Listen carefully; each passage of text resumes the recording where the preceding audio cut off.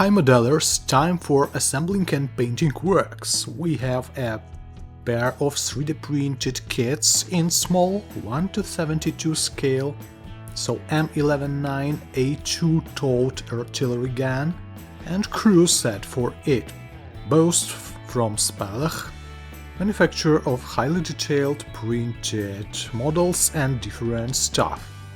Box already opened and details partially extracted from protectional mesh. I did that during kit review in one of the previous weeks. Such a cage provides good coverage for details, and all details printed on a lower platform. We can see that this material has flexibility. And here we have totally 20 plus details, including spare parts. They are small, and the most difficult part of the job is to extract the details without damage. We can divide them from supporters with hands, knife or other tools. So step by step I remove that forest of supporters and release all details we need for work. This step requires patience and accuracy, and if you cause some damage to your details, you can restore them with the help of super glue. And we have all details here on the table, several big parts and a group of small details. Some of them have spare details. So as it is 3D printed kit, total amount of details not so big, and we have less amount of work. But in the same moment, parts of the gun extremely detailed. During extraction I caused some minor damage to details, but I will fix them with the super glue gel. We have assembling and painting guidance. I think we can start from lower section of this howitzer. All we need to do is to add several small details here.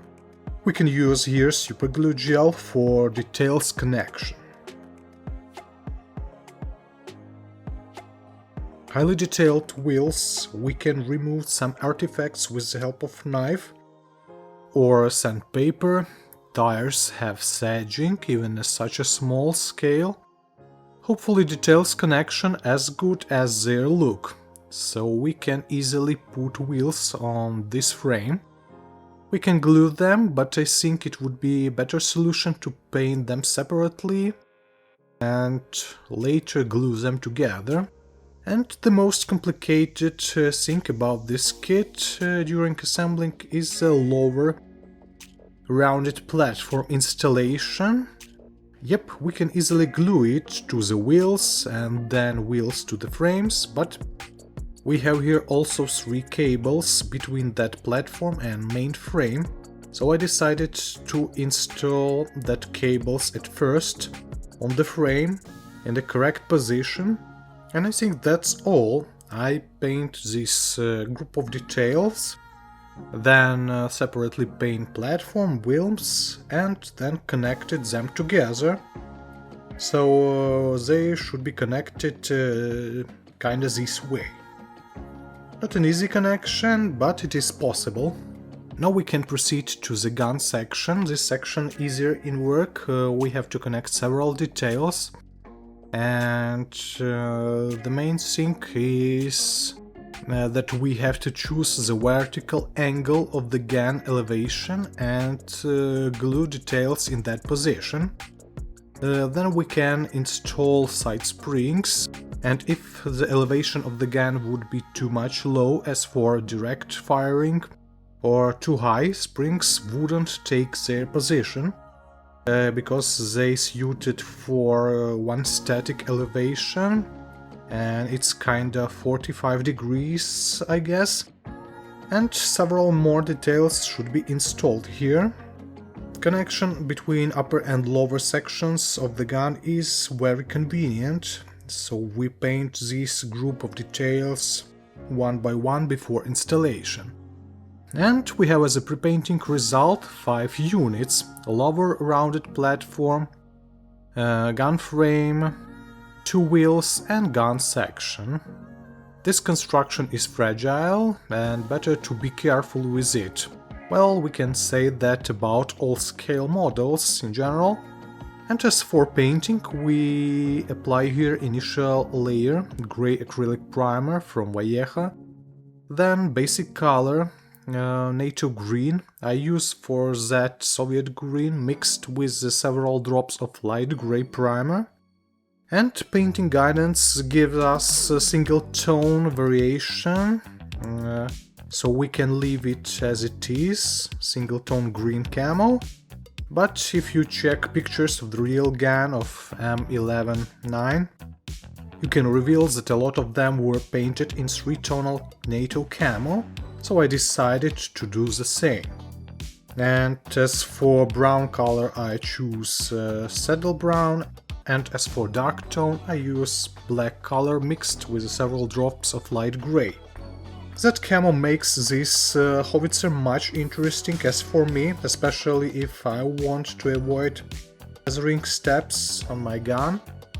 And due to camo, it wouldn't be too much boring. Additionally, I applied here dark wash, paint several small details in silver and black when it needed, and small amount of dry pigment on the wheels, and that's all.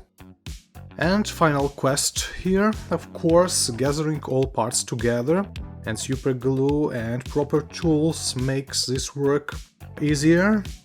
Well, only layers of paint on connection spots cause some problems, so have to be careful and sand the spots if it needed.